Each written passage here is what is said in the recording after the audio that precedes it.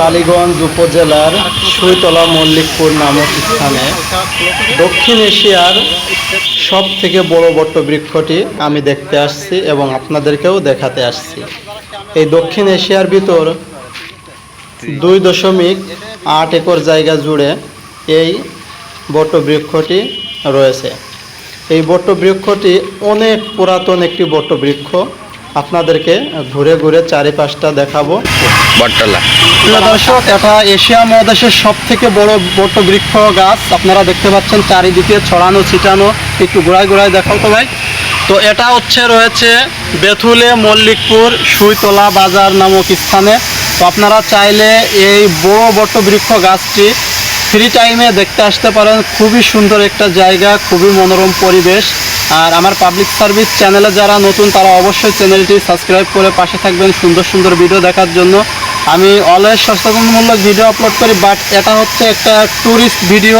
এখানে ঘুরতে আসছি, বাট মনে করলাম আপনাদের সাথে ভিডিওটি শেয়ার করি। তো এখানে আমি কিন্তু সব কিছুই একটু একটু দেখানোর চেষ্টা করছি। ছোটো ভাই, এইদিকে একটু দেখাও তো গাছগুলো। প্রিয় দর্শক, আমি এখন এশিয়া মহাদেশের সবচেয়ে বড় বটবৃক্ষর নিচ দিয়ে হেঁটে যাচ্ছি এবং চারিদিকটা সুন্দর করে ঘুরিয়ে ঘুরিয়ে দেখানোর চেষ্টা করছি। আসলে ভ্রমণ করলে জ্ঞান অর্জন হয়, জ্ঞানের পাশাপাশি শুদ্ধভাবে কথা বলতেও শেখা যায়, নতুনভাবে নতুন জায়গা চেনা জানা, নতুন লোকের সাথে কথা বলা, একটা পরিচিতিই যেন আলাদা রকমের হয়। আমি বটবৃক্ষ গাছটিতে একটু ওঠার চেষ্টা করেছি, সেই একটা আনন্দ হচ্ছে, সেই একটা ফিল হচ্ছে। আমার গ্রামের বাড়ি হচ্ছে মাগুরা জেলার আমুরিয়া গ্রাম। আমি আমুরিয়া থেকে এই কালীগঞ্জ উপজেলার সুইতলা মল্লিকপুর নামক গ্রামে এসেছি শুধুমাত্র এই বটবৃক্ষটি দেখার জন্য। এই বটবৃক্ষটি তৎকালীন একজন কুমারের দেওয়ালে, অর্থাৎ তারা যে হাঁড়ি পাতিল তৈরি করত, আপনারা জানেন যারা কুমার তারা যেভাবে হাঁড়ি পাতিল তৈরি করে, জায়গাগুলো অনেকটা স্যাঁতসেঁতে ভাব থাকে।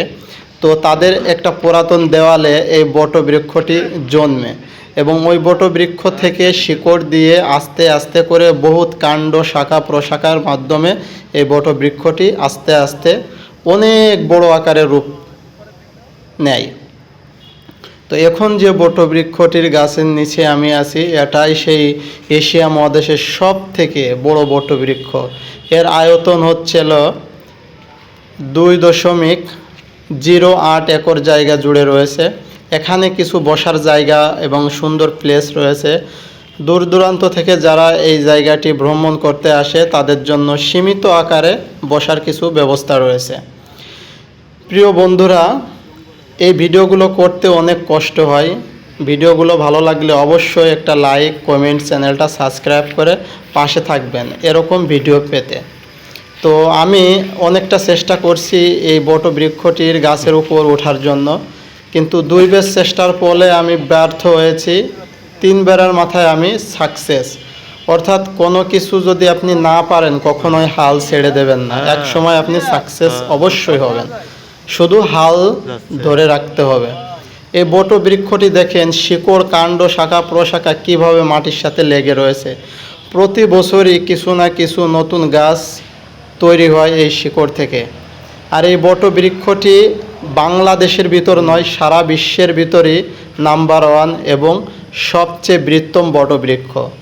এখন আমি গাছের উপর উঠে একটু অ্যাভাইটারের মতো দেখানোর চেষ্টা করছি। মনে হচ্ছে আমি এখন টাইটানিক জাহাজে আছি। 2 পাশে হাত চিতিয়ে দিয়ে আমি একটা আলাদাভাবে আনন্দ এবং ফিল নিচ্ছি সেই টাইটানিক জাহাজের মতন।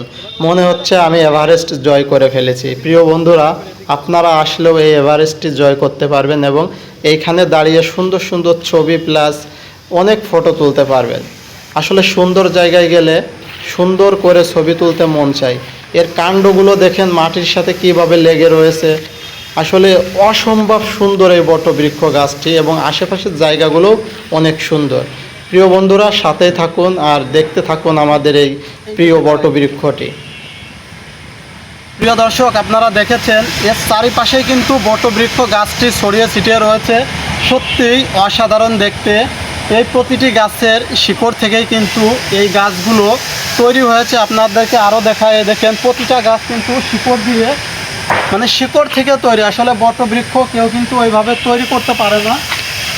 এগুলো বলতে গেলে আল্লাহ প্রদত্ত একটা বড় গাছ। এর শিকড় থেকে কিন্তু প্রতি বছর কিছু না কিছু বটবৃক্ষ গাছ জন্মায়। তাছাড়া গাছের যে কী পরিমাণ চাহিদা রয়েছে, একটা গাছ শুধু কাঠই দেয় না, ছায়া দেয় এবং অনেক মানুষের কিন্তু একসাথে প্রশান্তিও যোগায়। সেটা কীরকম? একটা গাছের ডালপালা যত বেশি হবে তার নিচেই কিন্তু শত শত লোক বসতে পারবে এবং আপনারা ছাইমানা টানায় যত লোকের ব্যবস্থা করতে না পারবেন, একটা গাছ চাইলে তার ডালপালা দিয়ে পাতা দিয়ে প্রচুর লোকের কিন্তু সমাবেশ ঘটাইতে পারে। এই সমস্ত জায়গায় কিন্তু বিশেষ করে বড় মেলা বসে, হয়তো মেলার সময় আপনারা জানেন এখানে হিন্দুদের অনেক কিছু রয়েছে। এখানে যারা দূর থেকে আসবে ট্যুরিস্টরা, তারা এখানে মহিলা এবং পুরুষ টয়লেট রয়েছে, তারা কিন্তু অনায়াসেই সেখানে গিয়ে টয়লেট করতে পারবে। কিন্তু বাট আমি দেখলাম যে ওখানে তালা দেওয়া রয়েছে। তো এই বিষয়টি আমি কর্তৃপক্ষকে একটু জানিয়ে যাই যে এটা যদি তালা দেওয়া থাকে তাহলে যারা ট্যুরিস্ট আসবে তারা বাথরুম বা প্রস্রাব এগুলো কোথায় করবে? তো পরিবেশটাকে আর একটু যদি সংরক্ষণ করা যায়। দেখেন চারিদিকে কিন্তু বিশাল জঙ্গল আকৃতি। এই জঙ্গলের ভিতর মানুষজন এসে কিন্তু অনেক সময় আছে সন্ধ্যার সময় আসলে তারা ভয়ও পেতে পারে। এই জায়গাগুলো যদি দেখায়, শিকড়গুলো একটু দেখাও, খুবই ভয়ঙ্কর একটা রূপ, ঠিক আছে? এর সাথে যদি রাসেল ভাইপার যদি পেঁচিয়েও থাকে তো আসলে বোঝার মতো উপায় নাই। সো বন্ধুরা, যদি ভিডিওটি ভালো লাগে তো আমার চ্যানেলটি সাবস্ক্রাইব করে আমার সাথে থাকবেন। তো প্রিয় বন্ধুরা, এখানে শেষ করছি, চারিদিকে বটবৃক্ষের সমারোহ দিয়ে ভিডিওটি এখানে শেষ করছি। আবার দেখা হবে নতুন ভিডিওয়। খোদা হাফেজ।